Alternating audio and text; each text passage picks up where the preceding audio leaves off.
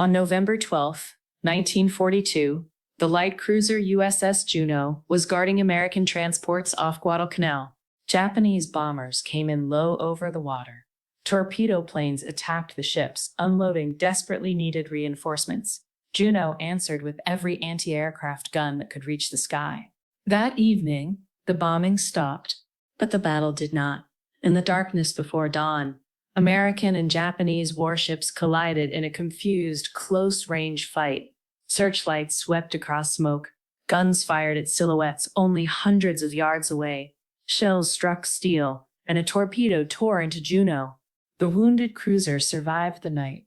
At sunrise, she limped south with other damaged American ships. 4 members of her medical department were transferred to USS San Francisco. Everyone else remained aboard. At 11:01 that morning, the Japanese submarine I-26 fired a spread of torpedoes toward the retreating formation. One struck Juneau near her earlier damage. The cruiser exploded. When the smoke cleared, the ship was gone. It had taken about 20 seconds. Seaman Second Class Allen Heyn had been stationed at a gun on the fantail. The explosion pinned his foot beneath twisted steel. As the stern plunged, he managed to seize it. The ship dragged him down. Then the jacket pulled him back toward the light. Heyn broke the surface into a sea covered with fuel oil, wreckage, and men. Burned and bleeding men called the names of friends who would never answer. Nearby, sailors found several ring-shaped floats they called donuts. They tied 3 of them together and pulled aboard anyone they could reach. But these were not boats. The men sat low in the water, their legs and much of their bodies still submerged. By nightfall, Heyn remembered roughly 140 men gathered around the connected floats. A later Navy history estimated the immediate number closer to 115. No one could have counted accurately in the oil and confusion. The living held the wounded against the floats. Men who still had strength supported men who did not. Rolls of toilet paper had floated free from the wreckage, and the sailors used them to wipe burning oil from one another's eyes. Above them, a B-17 crossed the sky. The men waved, shouted, and believed rescue would follow. It did not. Incomplete reports passed between ships, aircraft, and headquarters while the battle still raged. A rescue ship was diverted. Positions were uncertain, and the rafts continued to drift. There was no fresh water or protection from the sun. Salt entered wounds and cracked their lips. At night, the men shook uncontrollably in the cold. And beneath the floats, shapes began to move. The sailors struck the water with their hands and kicked at the sharks when they came close. Blood and bodies surrounded the rafts. Heyn remembered one shark biting the leg from a dead sailor. He removed the man's identification tag, said a prayer, and released the body into the sea. Others simply disappeared during the darkness. On about the 3rd day, another B-17 appeared. This time it dropped a yellow inflatable raft. Heyn and several others paddled one of the donut floats toward it. Among them were Joseph Hartney, Victor Fitzgerald, and a young sailor of Mexican descent, whose name Heyn could no longer remember. They brought the yellow raft back.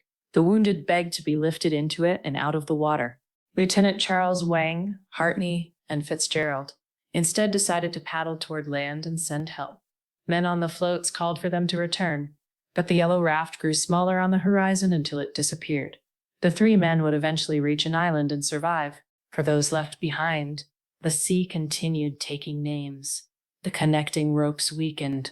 Waves pulled the donut floats apart. Heyn's group drifted away from the others until the remaining rafts appeared, only as dark specks rising and vanishing behind the swells. About a dozen men now clung to his float. One of them was George Sullivan, the eldest of 5 brothers serving aboard Juneau. George was exhausted, thirsty, and becoming confused. What happened next was never recorded with certainty.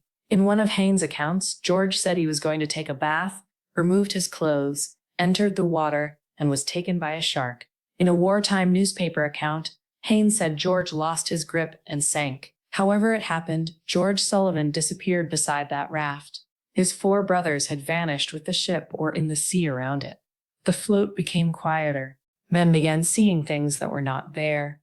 Some were certain that Juneau rested intact beneath them. They could see her lights glowing in the deep.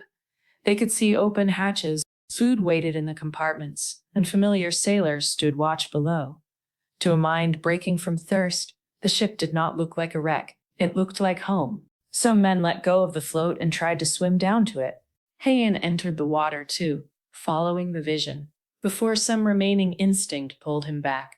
Among the men still with him was a gunner's mate named Stewart. Stewart became convinced that a hospital ship was waiting nearby. He swam away from the float while Heyn and another sailor paddled after him. They brought him back once.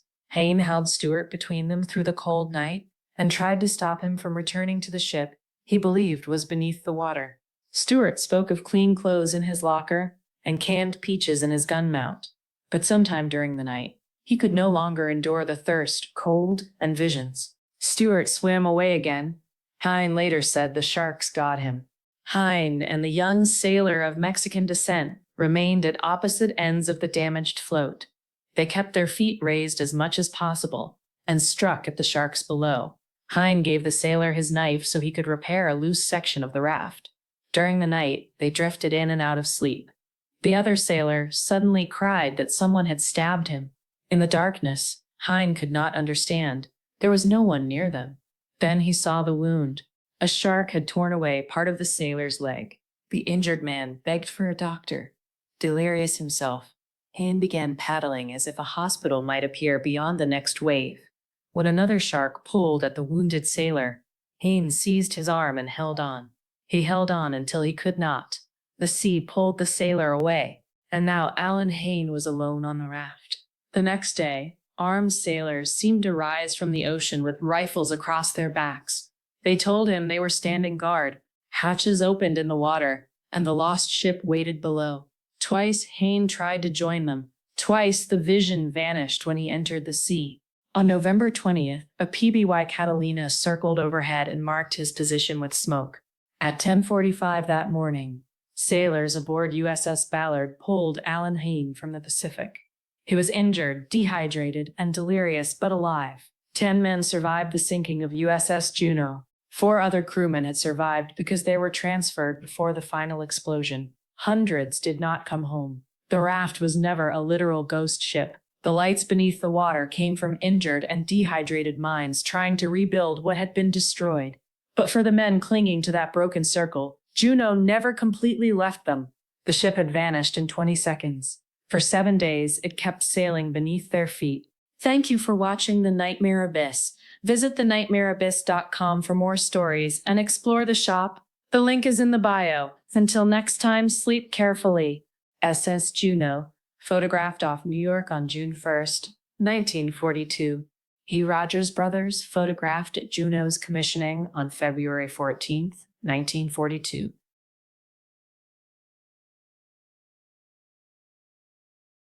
USS Juneau Ships Company on the Fantail, at commissioning, February 14th, 1942,